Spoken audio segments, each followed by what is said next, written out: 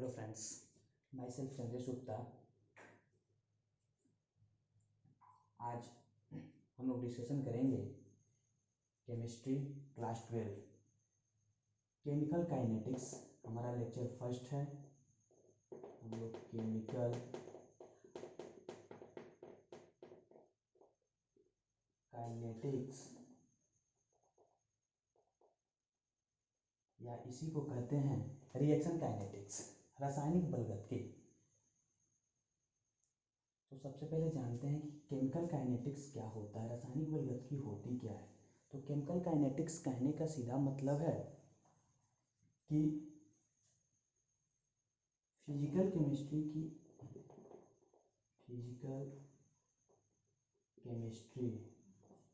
की वह शाखा, केमिकल काइनेटिक्स कहने का इसका हम स्टडी फिजिकल केमिस्ट्री के अंतर्गत करते हैं। तो physical chemistry, chemical kinetics physical chemistry की वह शाखा है जिसके अंतर्गत हम लोग रेट ऑफ रिएक्शन, कोई किसी भी अभिक्रिया के रेट ऑफ रिएक्शन यानी अभिक्रिया की दर, rate of reaction and its mechanism, rate of reaction and its mechanism का स्टडी करते हैं, उसे कहते हैं केमिकल काइनेटिक्स।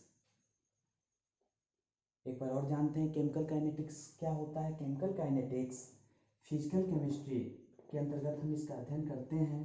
तो केमिकल काइनेटिक्स फिजिकल केमिस्ट्री की ऐसी शाखा है जिसके अंतर्गत हम लोग किसी अभिक्रिया की दर, it means rate of reaction and its और इसकी क्रिया विधि एंड इट्स मैकेनिज्म का स्टडी करते हैं। दूसरे शब्दों में कह सकते हैं कि केमिकल काइनेटिक्स के अंतर्गत हम लोग किसी अभिक्रिया के रेट को तथा उसको प्रभावित करने वाले कारक जैसे ताप, दाब, सांद्रता, उत्प्रेरक इत्यादि का अध्ययन करते हैं। रासायनिक बलगतिकी, इट मीन्स केमिकल काइनेटिक्स कहलाता है। जो अभिक्रिया होती है, वह जो भी रिएक्शंस होते हैं, हम लोग वह रिएक्शंस को दो भागों में पढ़ते हैं। एक को कहते हैं फास्ट रिएक्शन एंड सेकेंड को कहते हैं स्लो रिएक्शन। तो फास्ट रिएक्शंस क्या होते हैं? ऐसे रिएक्शंस जो तीव्र होते हैं, तीव्र वेग से होते हैं। इस प्रकार के अभिक्रियाओं को तीव्र अभिक्रिया या फास्ट रिएक्शन कहते हैं। जो भी फास्ट रिएक्शंस होती हैं वे प्रायोगिक रूप से ज्ञात नहीं की जा सकती, यानी फास्ट अभिक्रियाओं को, फास्ट रिएक्शंस को हम प्रैक्टिकली प्रायोगिक रूप से ज्ञात नहीं कर सकते हैं। स्लो रिएक्शंस क्या होते हैं? ऐसे रिएक्शंस जो धीमी गति से हों, उस प्रकार के रिएक्शंस को स्लो रिएक्शंस कहते हैं। और इस प्रकार के रिएक्शंस को प्रायोगिक रूप से ज्ञात किया जा सकता है, प्रायोगिक रूप से ज्ञात किया जा सकता है, ज्ञात किया जा सकता है। तो सबसे इम्पोर्टेंट जो बात है कि फास्ट रिएक्शन में हम प्रायोगिक रूप से ज्ञात नहीं कर सकते हैं और स्लो रिएक्शन में प्रायोगिक रूप से ज्ञात कर लेते हैं। फास्ट रिएक्शन सभी प्रकार की जो न्यूट्रलाइजेशन रिएक्शंस होती हैं, न्यूट्रलाइजेशन रिएक्शंस, सभी प्रकार की उदासीनीकरण अभिक्रिया फास्ट अभिक्रियाओं के अंतर्गत आती हैं। जैसे उदासीनीकरण अभिक्रिया में जैसे हम कह सकते हैं NaOH, यहाँ से हम देखें NaOH plus HCl gives NaCl plus H2O। यह बेस है, यह एसिड है और यह रिएक्शन के फलस्वरूप साल्ट बना। इट्स कॉल्ड न्यूट्रलाइजेशन रिएक्शंस और ऑल द न्यूट्रलाइजेशन रिएक्शंस को हम कहते हैं फास्ट रिएक्शंस। दूसरा, जो भी अवक्षेपण अभिक्रियाएं होती हैं वे सब के सब फास्ट रिएक्शन के अंतर्गत आती हैं। जैसे AgNO3 प्लस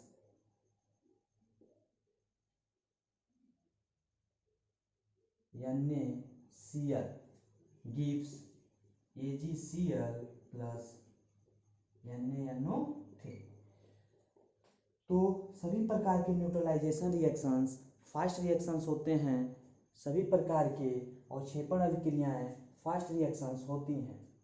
स्लो रिएक्शंस, सभी प्रकार की आणविक अभिक्रियाएं स्लो रिएक्शंस होती हैं। जितने भी आणविक अभिक्रियाएं होती हैं वे सब के सब स्लो रिएक्शंस में आती हैं। जैसे कहने का सीधा मतलब है 2H2S gives 2H2 plus H2। ये जो भी आणविक अभिक्रियाएं हैं ये सभी अभिक्रियाएं स्लो रिएक्शंस के अंतर्गत आती हैं। जैसे लोहे पे जंग लगना, दूध से दही का बनना, ये सभी अभिक्रियाएं क्या होती हैं? स्लो अभिक्रियाएं होती हैं। अब हमारा जो सबसे इम्पोर्टेंट टॉपिक है, इसमें हम सबसे पहले ही बताए हैं कि केमिकल काइनेटिक्स के अंतर्गत हम लोग किसी अभिक्रिया की दर को जानते हैं। अभिक्रिया की दर हम लोग जान लिए, मतलब क्रिया की दर का अध्ययन करते हैं। तो उससे पहले हम लोग ने जाना कि अभिक्रियाएं दो प्रकार की होती हैं, fast reaction and slow reaction. अब बात आती है अभिक्रिया की दर क्या होती है। तो अभिक्रिया की दर कहने का सीधा मतलब है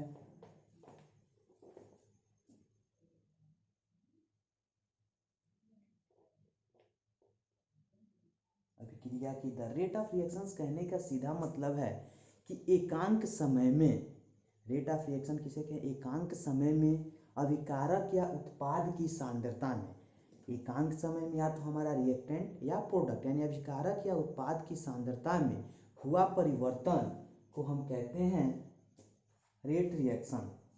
जो भी जैसे रेट ऑफ रिएक्शन कहने का मतलब हम लोगों ने जाना कि जब किसी अभिकारक या उत्पाद के एकांक समय में अभिकारक या उत्पाद की रेट ऑफ रिएक्शन क्या होती है? एकांक समय में अभिकारक या उत्पाद की सांद्रता में हुआ परिवर्तन ये अभिक्रिया की दर कहलाती है। एकांक समय में अभिकारक हो या उत्पाद की सांद्रता में हुआ परिवर्तन अभिक्रिया की दर कहलाती है। इसे dx/dt से प्रदर्शित करते हैं। यूनिट देखें कि रेट ऑफ रिएक्शन अभिक्रिया की दर की मात्रा क्या होती है। तो dx क्या है? कंसंट्रेशन, कंसंट्रेशन का यूनिट मोल पर लीटर।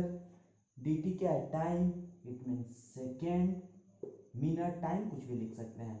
मोल, लीटर ऊपर जाएगा लीटर इनवर्स, सेकेंड ऊपर जाएगा second inverse. It means rate of reaction का यूनिट जो होता है मोल लीटर इनवर्स सेकेंड इनवर्स होता है।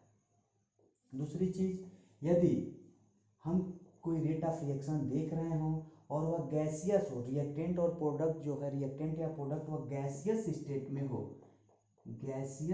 में हो, उस समय उसका मात्रक एटीएम सेकेंड इनवर्स होता है। इंपॉर्टेंट बात, यह मोल लीटर इनवर्स सेकेंड इनवर्स कब होता है? जब हमारा रिएक्टेंट या प्रोडक्ट गैसियस स्टेट में नहीं रहता है। जब भी हमारा रिएक्टेंट या प्रोडक्ट गैसियस स्टेट में आता है उसका मात्रक होता है एटीएम सेकेंड इनवर्स। जो रेट ऑफ रिएक्शंस हम देखते हैं ग्राफ के हिसाब से, हमने कंसंट्रेशन और टाइम टी के बीच जब ग्राफ खींचा तो देखते हैं कि जो हमारा अभिकारक होता है वह समय के साथ घटता है। यानी अभिकारक की सांद्रता में समय के साथ क्या होती है? कमी होती है, और प्रोडक्ट के सांद्रता में समय के साथ वृद्धि होती है। यानी यह रिएक्टेंट हो गया हमारा और यह हमारा प्रोडक्ट हो गया। तो जाहिर सी बात है कि जब हम कोई भी रिएक्शन कराते हैं और अभिकारक को लेते हैं तो अभिकारक ही उत्पाद में कन्वर्ट होती है। तो जब अभिकारक हमने सपोज कर लिया कि 5 kg हमने अभिकारक लेके रिएक्शन कराना स्टार्ट किया, तो जो भी अगर प्रोडक्ट बनेगा तो 5 kg रिएक्टेंट से जो प्रोडक्ट बनेगा, अगर 2 kg प्रोडक्ट बना तो हमारा रिएक्टेंट कितना बच गया? 3 kg बच गया। यानी रिएक्टेंट की सांद्रता प्रोडक्ट में क्या हुई? कन्वर्ट हुई। तो सीधी से कहते हैं कि समय के साथ अभिकारक यानी रिएक्टेंट की सांद्रता घटती है और प्रोडक्ट की सांद्रता बढ़ती है। दूसरी बात, रेट ऑफ रिएक्शंस को हम लोग दो रूपों में जानते हैं। दो फॉर्म्स होते हैं रेट ऑफ रिएक्शंस के। जो रेट ऑफ रिएक्शंस होते हैं दो फॉर्म्स, पहले को कहते हैं डिफरेंशिएबल फॉर्म, डिफरेंशिएबल फॉर्म। दूसरे को कहते हैं कंसंट्रेशन फॉर्म, कंसंट्रेशन फॉर्म। पहला होता है हमारा डिफरेंशिएबल फॉर्म, दूसरा होता है कंसंट्रेशन फॉर्म। इट मीन्स पहले कहते हैं अवकलन रूप में अभिक्रिया की दर क्या होती है, दूसरा होता है सांद्रता रूप में अभिक्रिया की दर क्या होती है। तो डिफरेंशिएबल फॉर्म में अभिक्रिया की दर को देखेंगे सबसे पहले। इन डिफरेंशिएबल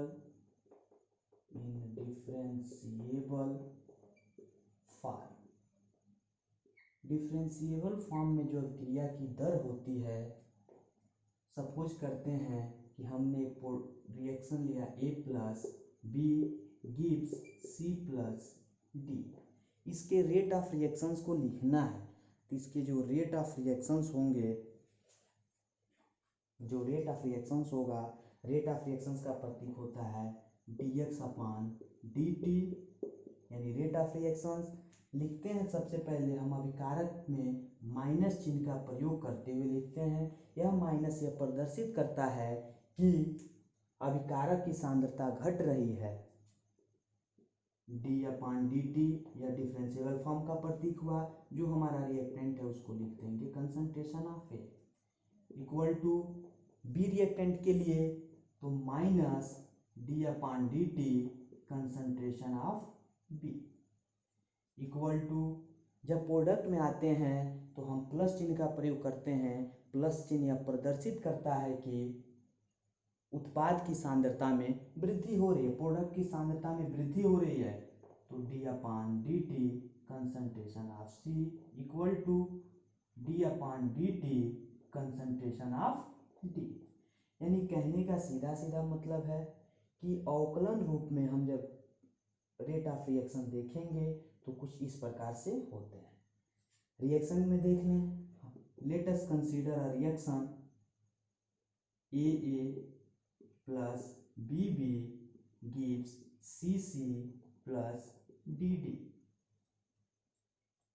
इसके लिए rate of reaction dx/dt equal to, यह जो स्टियोकीमेट्री कांस्टेंट होता है, यह जो कांस्टेंट होता है, इस कांस्टेंट को हम फ्रैक्शन में लिख दें, यानी ये है तो 1/A।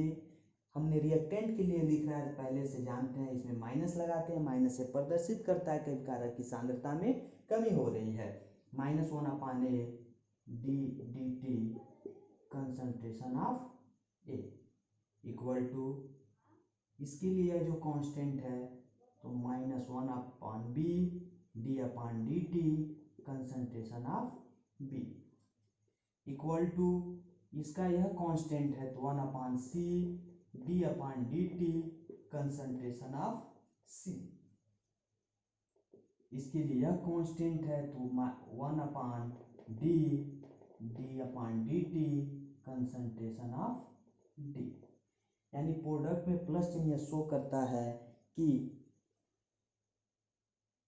उत्पाद की सांद्रता में, प्रोडक्ट की सांद्रता में वृद्धि हो रही है और रिएक्टेंट की सांद्रता में कमी हो रही है। माइनस यह शो करता है कि रिएक्टेंट की सांद्रता में कमी हो रही है, प्रोडक्ट में प्लस चिन्ह यह सब प्रदर्शित करता है कि प्रोडक्ट के सांद्रता में वृद्धि हो रही है। तो इस डिफरेंशिएबल फॉर्म में हम किसी भी अभिक्रिया की दर को इस प्रकार से दिखाते हैं। दूसरी बात, इसी में हमने कंसीडर किया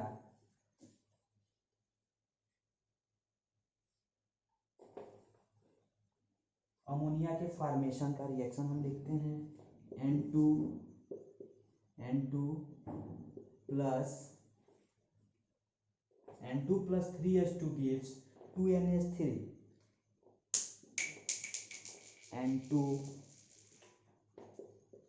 N2 plus 3H2 gives 2NH3। N2 plus 3H2 gives 2NH3। इसके लिए हमें रेट ऑफ रिएक्शंस लिखने हैं।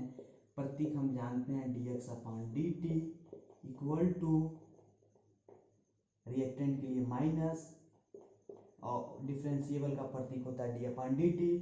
N2 रिएक्टेंट है, concentration of N2 equal to, यह 3 कांस्टेंट है और कांस्टेंट को हम लिखते हैं 1/3 फ्रैक्शन में, रिएक्टेंट है माइनस लगा देंगे, d/dt concentration of H2। Product के लिए लिखेंगे, इसमें 2 कांस्टेंट है तो 1/2 d/dt कंसंट्रेशन ऑफ NH3। इस प्रकार से हमने N2 + 3H2 gives 2NH3 एक रिएक्शन है, इसका रेट ऑफ रिएक्शंस लिखना है तो dx/dt रेट ऑफ रिएक्शन का प्रतीक है। अभिकारक में माइनस चिन्ह लगाते हैं, रिएक्टेंट में माइनस के साथ हम लिखते हैं d/dt, प्रतीक हो गया, डिफरेंशिएबल फॉर्म को शो करता है, और हमारा जो रिएक्टेंट है इसको हमने जोड़ दिया।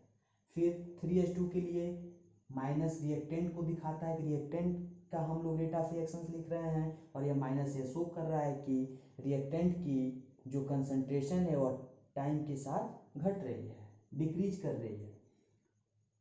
3 कांस्टेंट है, हमने फ्रैक्शन में लिख दिया 1/3, फिर d/dt concentration of H2। Product में 2 कांस्टेंट है तो 1/2 d/dt कंसंट्रेशन ऑफ NH3, यानी यह लुप्त होने की दर है। जो रिएक्टेंट के लिए हम अभिक्रिया दर लिखते हैं, रेट ऑफ रिएक्शंस लिखते हैं, वह जो है लुप्त होने की दर है, और प्रोडक्ट जो है वह बनने की दर है। या लुप्त होने की दर होती है, यानी अभिकारक से जितना कंसंट्रेशन प्रोडक्ट में कन्वर्ट होता है तभी रिएक्शन संभव है। रिएक्शन में हमने सबसे पहले रिएक्टेंट को लिया, और जो हमारा रिएक्टेंट रहता है उसी से प्रोडक्ट बनता है। तो जब रिएक्टेंट की सांद्रता में कमी आएगी तो प्रोडक्ट की सांद्रता बढ़ेगी, सीधी सी बात है। दूसरा जो फॉर्म है कंसंट्रेशन फॉर्म, इस पे न्यूमेरिकल लास्ट में हम लोग डिस्कस करेंगे। कंसंट्रेशन फॉर्म, कंसंट्रेशन फॉर्म सांद्रता रूप में क्या होता है? सांद्रता रूप में कहने का सीधा मतलब है कि इसके लिए कहते हैं कि कंसंट्रेशन फॉर्म में जो अभिक्रिया की दर होती है वह अभिकारक के सांद्रता के अनुक्रमानुपाती होती है। यानी जो अभिक्रिया दर होती है, अभिक्रिया दर rate of reaction directly proportional to concentration of reactant means अभिकारक, यानी कंसंट्रेशन फॉर्म में rate of reaction directly proportional to concentration of reactant, यानी अभिक्रिया की दर अभिकारक के सांद्रता के अनुक्रमानुपाती होता है। तो रेट ऑफ रिएक्शंस को हम लिख सकते हैं dx/dt, या इसी को कंसंट्रेशन फॉर्म में हम केवल r से प्रदर्शित करते हैं। तो dx/dt लिखिए, r लिखिए, जैसा r directly proportional to concentration of reactant. यही हमारा है, कंसंट्रेशन फॉर्म में जो रेट ऑफ रिएक्शन होती है वह अभिकारक के सांद्रता के अनुक्रमानुपाती होती है। यहाँ से हमने देखा R, यह जो अनुक्रमानुपाती का चिन्ह है हटेगा तो एक नियतांक आएगा K, कंसंट्रेशन ऑफ R। इस K को हम कहते हैं रेट कांस्टेंट, रेट कांस्टेंट वेग नियतांक। यह जो हमारा K है, K is called rate constant, K वेग स्थिरांक कहा जाता है इसको। तो R equal to K concentration of R। यदि यहाँ से if concentration of R equal to unit, यदि हम लोगों ने अभिकारक की सांद्रता को एकांक मान लिया तो R इक्वल टू K, तो उस समय जब अभिकारक की सांद्रता एकांक हो उस समय किसी अभिक्रिया की दर उसके वेग स्थिरांक K के बराबर होता है। फिर समझते हैं कंसंट्रेशन फॉर्म में सांद्रता रूप में क्या होते हैं। सांद्रता रूप में अभिक्रिया की जो दर होती है वह अभिकारक के सांद्रता के अनुक्रमानुपाती होती है। It means rate of reaction is directly proportional to concentration of reactant. हमने रेट ऑफ रिएक्शन को dx/dt या कंसंट्रेशन फॉर्म में इसको केवल R से directly proportional to concentration of reactant, R equal to proportional to हटेगा तो एक कांस्टेंट आया k, concentration of R. K is called rate constant if concentration of reactant equal to unit, then we get R equal to k. It means rate of reaction is equal to rate constant if concentration of reactant is unit। हम कह सकते हैं कि किसी अभिक्रिया की दर उस वेग स्थिरांक के बराबर होती है यदि अभिकारक की सांद्रता क्या हो, एकांक हो। तो हमें यहां से मिला R इक्वल टू के।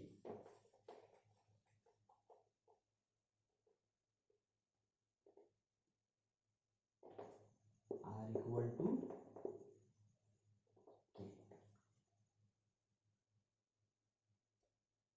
अब यहां से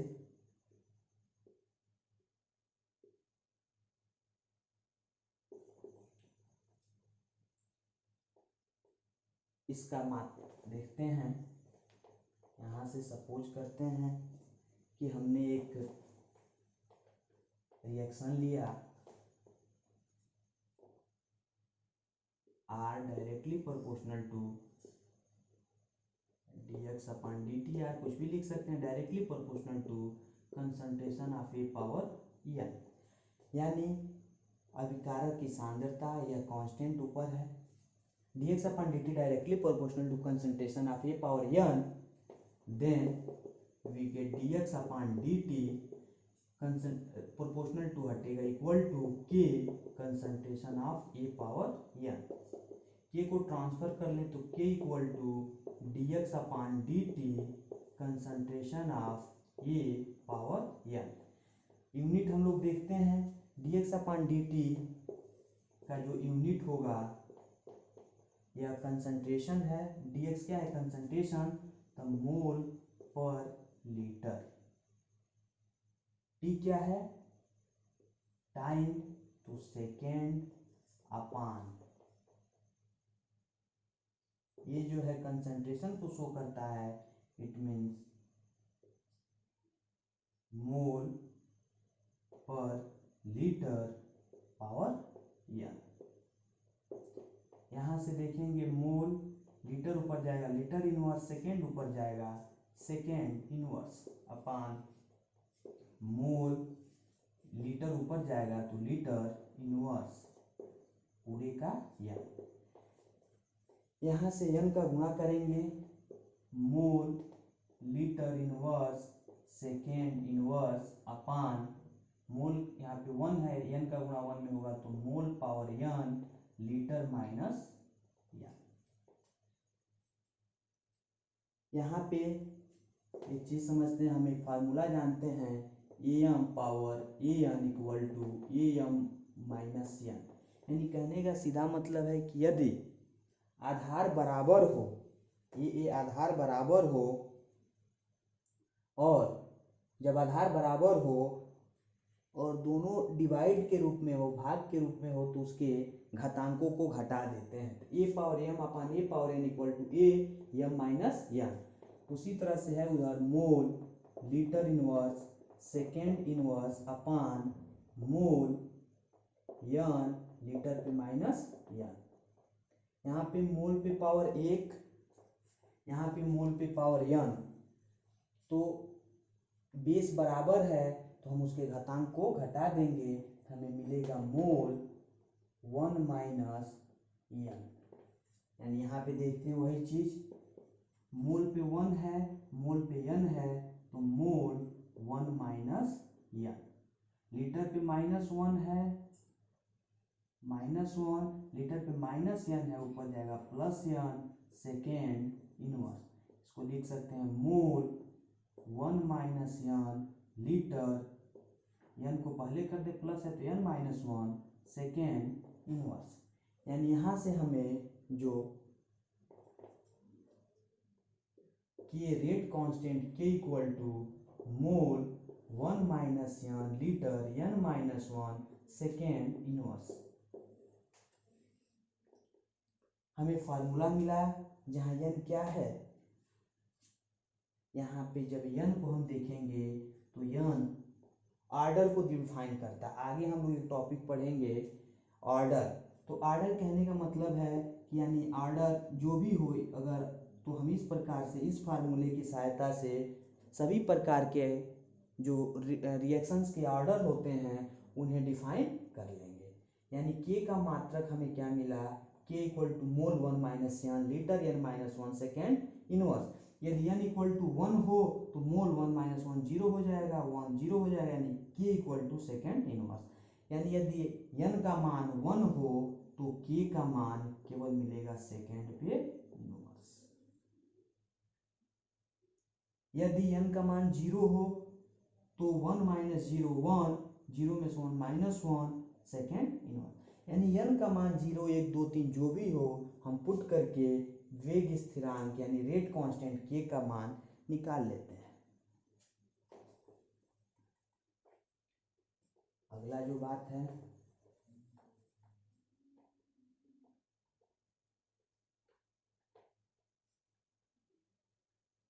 हमने अब क्रिया दर को पढ़ लिया। अब क्रिया दर के दो रूप होते हैं, differentiable form and concentration form. जब हम लोग डिफरेंशियल फॉर्म पढ़ लिया, कंसंट्रेशन फॉर्म में जब हम लोगों ने देखा तो एक नया टर्म आया जो एक नियतांक था, कांस्टेंट था, जिसे हम लोगों ने रेट कांस्टेंट नाम दिया। रेट कांस्टेंट क्या होता है वो भी हम लोगों ने देखा कि यदि अभिकारक की सांद्रता को एकांक कर दिया जाए तो अभिक्रिया की दर ही उसके रेट कांस्टेंट के बराबर होती है। अब रेट ऑफ रिएक्शन यानी इट मीन्स अभिक्रिया की दर को इफेक्ट करने वाले कारक, अफेक्ट जो फैक्टर है, अफेक्ट फैक्टर यानी अभिक्रिया की दर को प्रभावित करने वाले कारक। तो अभिक्रिया की दर को प्रभावित करने वाले कारक, सीधा सीधी बात है कि अभिक्रिया की दर को प्रभावित करने वाले कारक ताप। सबसे पहला हम लोग देखते हैं टेम्परेचर। यानी कोई भी अभिक्रिया है, रेट ऑफ रिएक्शन कहने का सीधा मतलब शुरू में आपसे बताया है कि एकांक समय में अभिकारक या सांद्रता के, एकांक समय अभिकारक या उत्पाद के सांद्रता में हुए परिवर्तन को ही अभिक्रिया की दर या रेट ऑफ रिएक्शन कहते हैं। तो टेम्परेचर बात करते हैं, पहला कारक टेम्परेचर। टेम्परेचर तो किसी अभिक्रिया की दर, it means rate of reaction, किसी अभिक्रिया की दर प्रोपोर्शनल होती है टेम्परेचर। यानी अभिक्रिया की दर ताप के समानुपाती होती है। यानी ताप को हम जितना ही टेम्परेचर को इंक्रीज करेंगे, हमारा रेट ऑफ टेम्परेचर इंक्रीज होगा, रेट ऑफ रिएक्शन भी क्या होगा, इंक्रीज होगा। दूसरा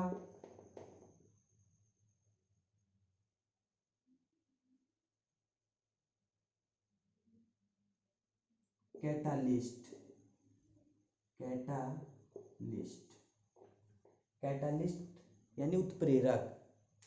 उत्प्रेरक रेट ऑफ रिएक्शन को इंक्रीज कर देता है। उत्प्रेरक जब करते हैं, जब उत्प्रेरक का प्रयोग हम किसी रिएक्शन में करते हैं तो वह रेट ऑफ रिएक्शन को इंक्रीज कर देगा। तीसरा कैटालिस्ट की बात अलग होती है कि अभिक्रिया की दर को प्रभावित करता है। प्रभावित करने का मतलब यानी कैटालिस्ट अभिक्रिया की दर को बढ़ा भी सकता है, घटा भी सकता है। तो यहाँ पे हम लोगों ने कैटालिस्ट को अफेक्ट में देखा कि जब हम किसी रिएक्शन में कैटालिस्ट का यूज करते हैं तो अभिक्रिया की दर बढ़ जाती है। वह आगे देखेंगे हम लोग कि किस परिस्थिति में बढ़ती घटती। यहाँ पे हम लोगों ने देखा कि हम लोगों ने सपोज करते हैं पॉजिटिव कैटालिस्ट मिला दिया, उसने अभिक्रिया की दर को बढ़ा दिया। तीसरी बात एरिया। एरिया यानी सरफेस जो होता है, जो भी हमारा सरफेस होता है, सरफेस यानी जो रिएक्टेंट के जो सरफेस होते हैं उन यदि उसको इंक्रीज किया जाए यानी पृष्ठ क्षेत्रफल को बढ़ाया जाए तो रेट ऑफ रिएक्शन भी क्या होती है, बढ़ जाती है। पृष्ठ क्षेत्रफल को यदि बढ़ाया जाए तो क्रिया की दर भी क्या होती है, बढ़ जाती है। कंसंट्रेशन, कंसंट्रेशन बढ़ाने से, कंसंट्रेशन कहने का मतलब कंसंट्रेशन बढ़ाने से भी अभिक्रिया की दर बढ़ जाए। अभिक्रिया की दर बढ़ने का सीधा मतलब है कि किन किन कारकों पे अभिक्रिया की दर निर्भर करती है। सबसे पहला टेम्परेचर, जब हम टेम्परेचर को इंक्रीज करेंगे तो रेट ऑफ रिएक्शन इंक्रीज होगी। दूसरा area, surface area, surface area जब बढ़ाएंगे तो तो रेट ऑफ रिएक्शन इंक्रीज करेंगे, कंसंट्रेशन बढ़ाएंगे तो भी रेट ऑफ रिएक्शन इंक्रीज करेगी, कैटालिस्ट का जब प्रयोग करेंगे हम किसी रिएक्शन में तो भी रेट ऑफ रिएक्शन को क्या करेगा, इफेक्ट करेगा। और वो कंडीशन पे है कि अभिक्रिया की दर को बढ़ाता है या अभिक्रिया की दर को घटाता है। तो आज के टॉपिक में हम लोगों ने देखा कि सबसे पहले एक बार रिवाइज करते हैं क्या क्या कौन कौन सा टॉपिक हम लोगों ने डिस्कस किया। सबसे पहले केमिकल काइनेटिक्स क्या होती है, तो केमिकल काइनेटिक्स कहने का सीधा मतलब है कि फिजिकल केमिस्ट्री की ऐसी या केमिकल काइनेटिक्स फिजिकल केमिस्ट्री की ऐसी शाखा है जिसके अंतर्गत हम लोग rate of reaction and its mechanism, rate of reaction and क्रिया की दर और उसके क्रिया विधि का अध्ययन करते हैं। जो रिएक्शंस होते हैं दो प्रकार से होते हैं, हमने देखा कि एक फास्ट रिएक्शन एंड दूसरा स्लो रिएक्शन। फास्ट रिएक्शन ऐसी अभिक्रियाएं जो बहुत तेजी से होती हैं उसे फास्ट रिएक्शंस कहते हैं। इसे प्रायोगिक रूप से ज्ञात नहीं किया जा सकता है और सभी प्रकार की उदासीनीकरण अभिक्रियाएं, सभी प्रकार की अवक्षेपण अभिक्रियाएं फास्ट रिएक्शंस होती हैं। स्लो रिएक्शंस जो अभिक्रियाएं स्लो होती हैं उन्हें हम स्लो रिएक्शंस कहते हैं। इन्हें प्रायोगिक रूप से ज्ञात किया जा सकता है। सभी प्रकार की आणविक अभिक्रियाएं स्लो रिएक्शन स्लो अभिक्रियाएं होती हैं।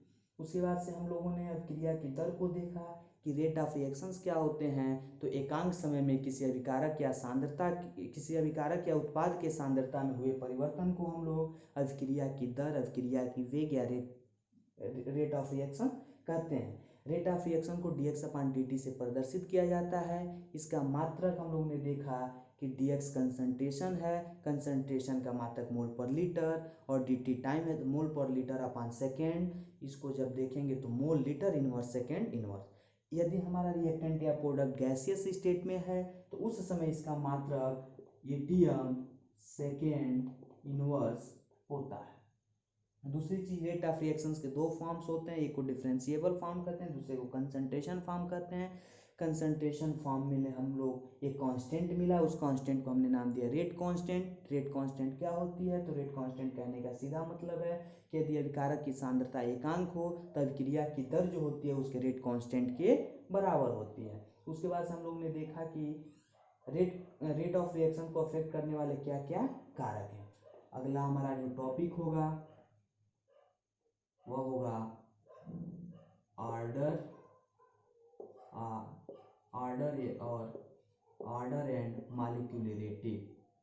ऑर्डर मीन्स कोटि, मॉलिक्यूलरिटी मीन्स आणविकता। यानी अगला हमारा जो टॉपिक होगा कोटि और आणविकता, जिसे हम अगले लेक्चर में डिस्कशन करेंगे कि कोटि क्या होती है, आणविकता क्या होता है, कोटि आणविकता में क्या डिफरेंसेस होते हैं और कोटि को समझने के हम लोग एक थियरी अप्लाई करेंगे जिसे नाम होगा कोलिजन थियरी। तो थैंक यू।